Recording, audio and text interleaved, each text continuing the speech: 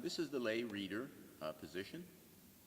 You will get the lessons ahead of time in the mail to read over them and practice.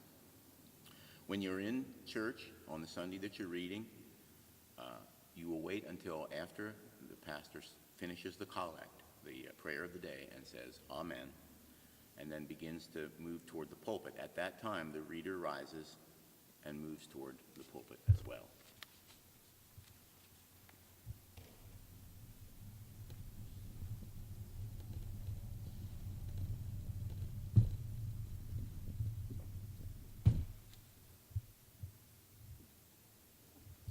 You may read the lesson either from the bulletin or from a Bible that is placed on the lectern, which has been always marked by the pastors ahead of time.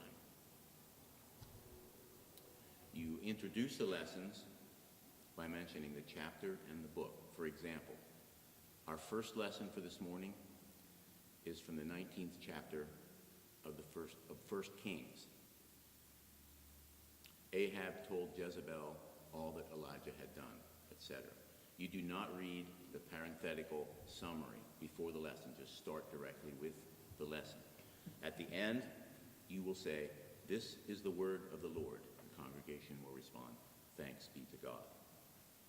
Then there is a psalm that you invite the congregation to read responsively with you. And after the psalm, or somewhere in between, there's typically an anthem, at which time you retire to the chair on the dais and have a seat until it's time for the final lesson. Then you will say, our second lesson for this morning is from the 4th chapter of Paul's epistle to the Ephesians. Now this I say and testify in the Lord, etc. Come to the end, the word of the Lord, the congregation responds.